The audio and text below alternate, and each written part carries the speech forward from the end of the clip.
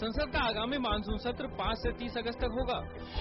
कांग्रेस का नरेंद्र मोदी पर पलटवार, अजय माकन ने धर्मनिरपेक्षता की आड़ को घोर सांप्रदायिकता से बताया अच्छा। कहा गुजरात उच्च शिक्षा के मामले में राष्ट्रीय औसत से बहुत पीछे। यशवंत सिन्हा ने राजनीतिक वर्ग को सतर्कता से बोलने की दी सलाह। कहा भाजपा को भ्रष्टाचार और महंगाई जैसे जनता से जुड़े मुद्दों पर देना चाहिए ध्यान।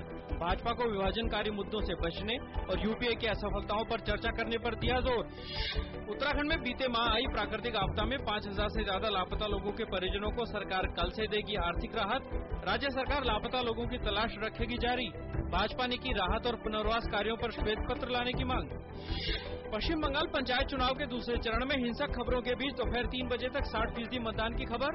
3 जिलों पूर्वी मिदनापुर, हुगली और वर्धमान में मतदान जारी। रिजर्व बैंक ने अपने ग्राहकों को जानिए और मनी लॉन्ड्रिंग रोधी नियमों के उल्लंघन के मामले में आज state bank, Punjab national bank और यस बैंक सहित सार्वजनिक एवं निजी क्षेत्र के 22 बैंकों पर 49.5 करोड़ रुपए का जुर्माना लगाया। जून माह में मुद्रास्फीति की दर बढ़ी, महंगी सब्जियों और फलों के कारण बढ़ी महंगाई, वहीं डॉलर के मुकाबले रुपए में कुछ सुधार। शेयर बाजार बढ़त के साथ हुए बंद। सेंसेक्स 76 अंकों की तेजी के साथ 20,034 पर, तो निफ्टी 22 अंकों की तेजी के साथ 6,031 पर हुआ बंद। राजस्थान के बाड़मेर जिले में उतराई में आज प्रशिक्षण उड़ान से लौटने के बाद उतरते समय भारतीय वायुसेना का लड़ाकू विमान MiG-21 दुर्घटनाग्रस्त। इस हादसे में पायलट की मौत। पत्रकारों से बातचीत के दौरान राघवन ने कहा कि वे पाकिस्तान में नई सरकार के आने के बाद सकारात्मक माहौल का स्वागत करेंगे। बांग्लादेश में अंतर्राष्ट्रीय अपराध प्राधिकरण द्वारा उस समय पूर्वी पाकिस्तान में जमात इस्लामी के प्रमुख गुलाम आजम को मुक्ति संग्राम के दौरान हुए अपराधों में उनकी भूमिका के लिए 90 साल की सजा सुनाए जाने पर हिंसा की खबरें। चीन की आर्थिक वृद्धि दर में अप्रैल से जून तिमाही में गिरावट दर्ज की गई।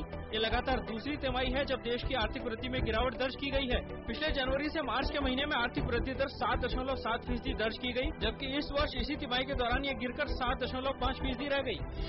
नेपाल ने साल 2013-14 के लिए 517 बिलियन नेपाली रुपए के बजट की घोषणा की, जिसमें से 16 बिलियन नवंबर में होने वाले विधानसभा चुनाव के लिए रखे गए हैं।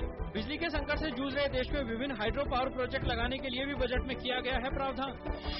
बगदाद में रोजा इफ्तार से कुछ देर पहले हुए विस्फोटों में कम से कम 28 लोगों की मौत और दर्जनों लोग घायल। योजनाबद्ध तरीके से किए गए हमलों में पहले दिन उत्तरी हिस्सों में गोलीबारी हुई, जिसमें 6 लोगों की मौत हो गई। रमजान के पाक महीने की शुरुआत के बाद से देश में हिंसा में आई है तेजी।